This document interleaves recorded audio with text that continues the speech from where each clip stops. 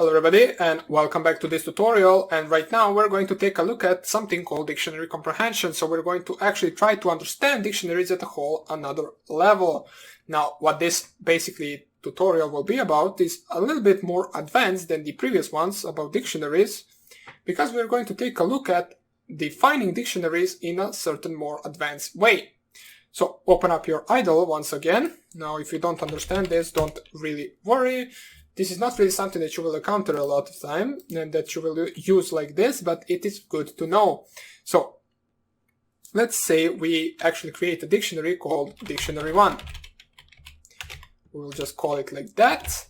What this dictionary will have is basically, let's say A as a key value to 1, B as a key value to 2. So basically we are going to just type some letters and numbers, doesn't even matter what it is. C as a key value to 3.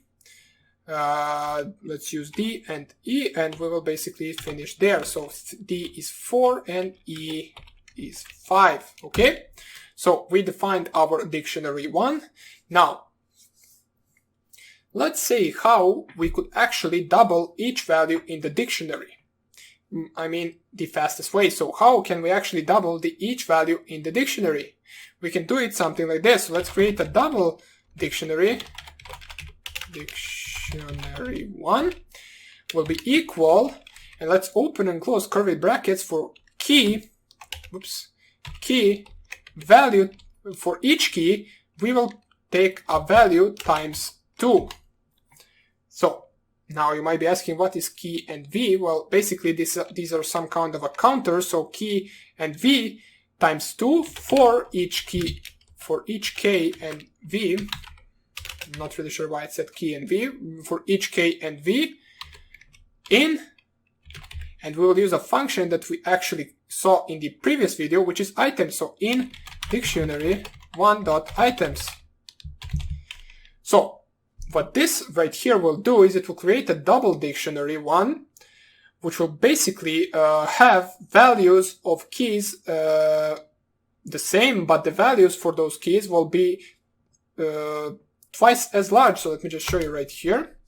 If I just type double dictionary 1 right here, you can see that the A is 2, B is 4, C is 6, D is 8, and the E is 10. So this was a simple way to actually double all the values in the dictionary, which is useful if you, for example, have a huge dictionary and basically you need to double all of those values. You can do it with a certain single line, just like this one. Now, you can also make changes to the key values if you wanted to. For example, let's create the same dictionary as above, but also change the names of the key. So we can do it just like this. Dictionary underscore keys, let's say we call it like that. So dictionary1 underscore keys will be equal to, we're going to use this one, not this one. So we're using this one. So it is going to be equal to k times 2, for example, and then we will leave the value to be the same. So the value will be 1, 2, 3, 4, 5, 4, and then the same just in the previous example. So k and v in dictionary1.items. So in dictionary1.items, right, just like this. And then if I just start to print it right here, dictionary1 underscore keys, you can see that right now the keys are switched to be double A, double B, double C, double D, and double E. Okay, so simple as that. Now, let's say you consider the following problem. So for example, you want to create a new dictionary where the key is a number divisible by 2 in a range of 1 through 10, and its value is the square number. So let's see how the same problem can be solved using a for loop and dictionary comprehension. So we want to actually really understand what we're doing. Let me just show you in case you don't really understand. So let's say numbers will be equal to range from 10. As you can see, if I just type here numbers, you can see we got numbers that are going to be from 0 to 10. Okay? Then we will create a new dictionary. So new dictionary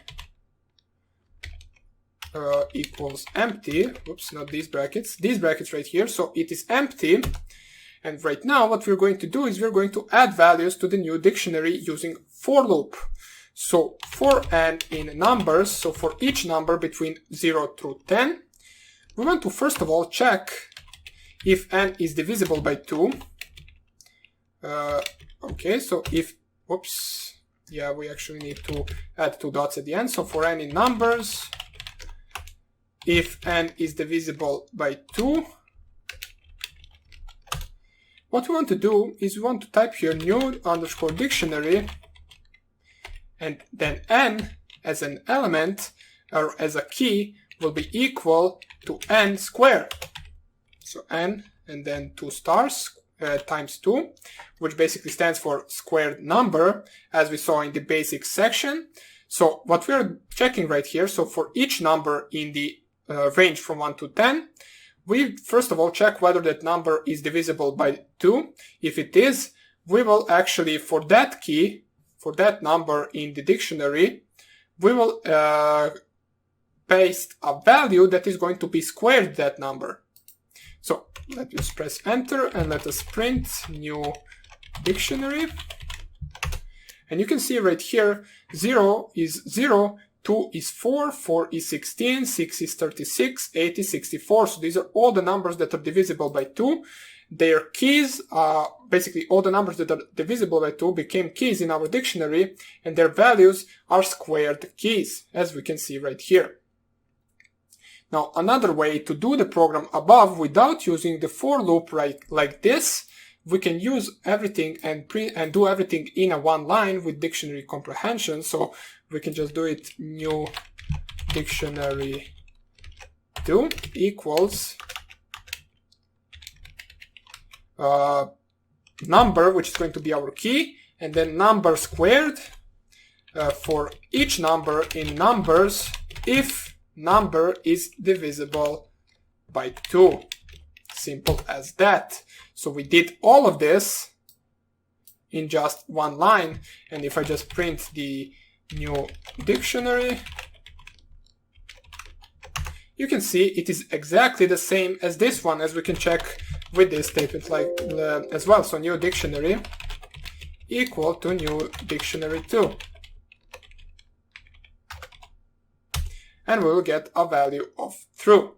So these are two ways to actually do this. If you want to, you can use this one. If you don't really understand it, you can always use this one. So this one will work always. And basically that would be about it for this tutorial. Hope you enjoyed it, and I hope I will see you in the next one. Bye.